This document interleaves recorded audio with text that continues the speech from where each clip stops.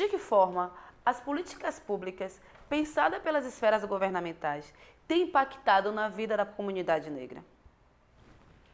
Como anda essa relação entre empreendedorismo negro e políticas públicas? No programa de hoje, vamos falar sobre como essas decisões de governo impactam não somente na sua vida, mas principalmente no sucesso do seu negócio. Está no ar o Me Despache!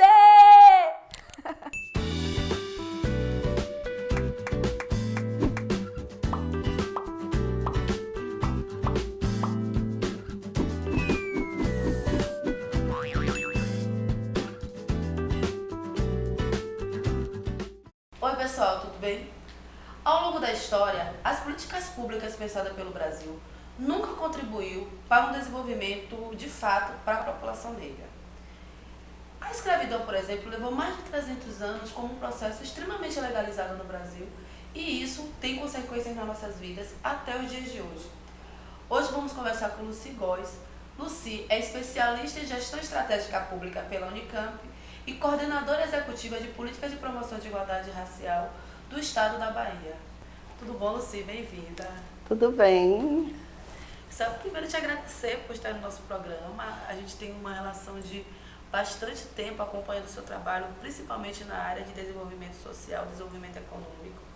Eu queria saber contigo, Lu, nesses seus 3 anos trabalhando trabalhando nas diversas esferas de governo, como você acha que as políticas públicas brasileiras caminharam?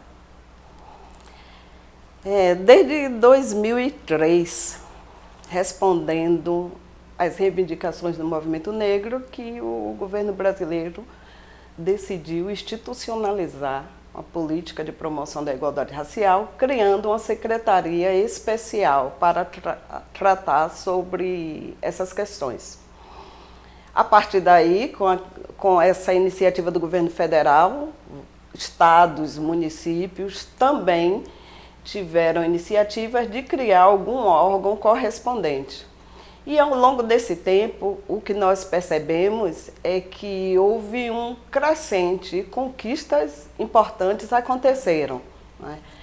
Mas é oportuno a gente registrar que essas conquistas aconteceram porque houve uma contribuição muito grande do movimento negro, que já havia algumas pesquisas, assim, por exemplo, na área de educação, na área de saúde da população negra, foram temáticas que muito do que foi construído, a gestão pública trouxe, né, para o seu interior, e a partir daí começou a se pensar políticas nessas áreas especificamente. Assim, Lu, a gente sabe que o movimento negro, de certa maneira, acabou formando e dando na régua sobre as políticas públicas que a gente pode conhecer, como a gente conhece hoje, seja na saúde, na educação, no desenvolvimento urbano. O que a gente tem de melhoria da vida negra acontece a partir dessas políticas públicas.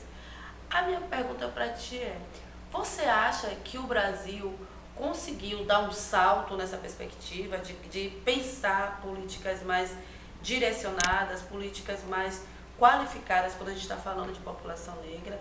E você acha que hoje a gente tem impacto? O que você considera de avanço desde esse momento que essas políticas foram pensadas até o dia de hoje? Olha, Luciene, é importante a gente pensar que muitas pessoas militantes do movimento foram ocupar cargos no governo. Quando essas pessoas vêm ocupar, assim, as políticas passaram a ser desenvolvidas também numa perspectiva das organizações da sociedade civil que estiveram ocupando esses cargos. E, assim, não podemos negar que houveram avanços. Por exemplo, as cotas nas universidades, né, foi um avanço importante, é o que nós chamamos de política estruturante. As cotas nos concursos públicos também foi um avanço significativo. E, assim, os marcos regulatórios e legais, o Estatuto da Igualdade Racial no nível nacional, aqui na Bahia também se instituiu o Estatuto.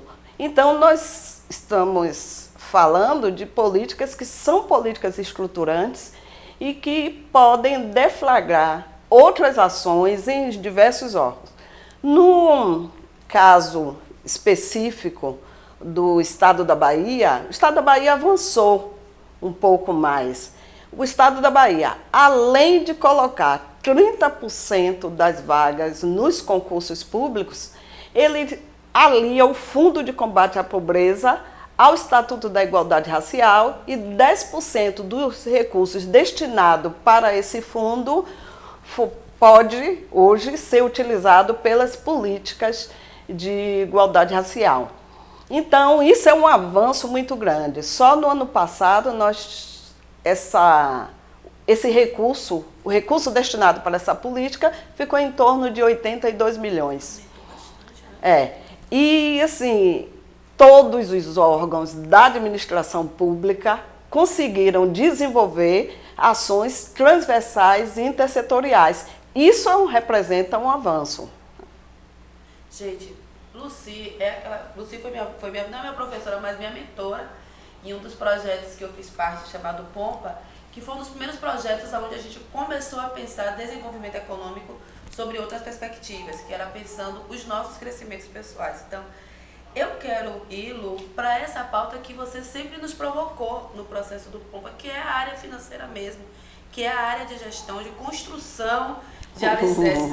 Eu lembro que muitas vezes você falava a gente, mas por que vocês não estão pensando na cooperativa? Por que vocês não estão pensando na regularização? Então, nesse processo dessas políticas públicas, como fica a área empreendedora quando a gente está falando de movimento de população negra, de negócios com esse viés? A questão do desenvolvimento sempre foi uma incógnita.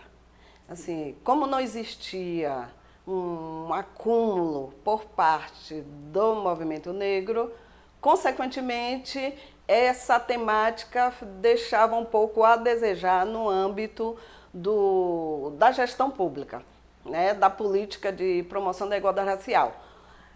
Só que em 2013, a Conferência Nacional de Promoção da Igualdade Racial, que foi realizada em 2013, trouxe a temática desenvolvimento como tema central da conferência. Isso foi muito positivo. Consequentemente, estados e municípios também começaram a discutir o desenvolvimento numa perspectiva da população negra. Não é? E aí o Estado da Bahia, logo em 2014, cria uma política de empreendedorismo de negros e mulheres. Foi uma coisa positiva. Né? Algumas ações foram feitas, mas assim, o órgão responsável pela coordenação da política, que é a CEPROME, se depara com a situação que é a situação dos recursos financeiros para implementar ações nessa área. No entanto, depois do estatuto, é importante trazer uma questão que foi o recurso do Fundo de Combate à Pobreza, que destinou 10% desse recurso para políticas de igualdade racial no Estado da Bahia.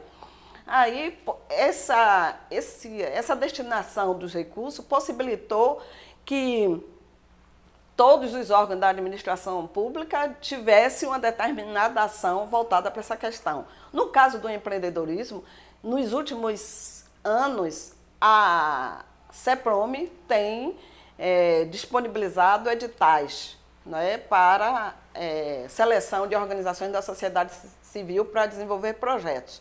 Nos 2 últimos anos, esse edital teve como foco a década estadual afrodescendente.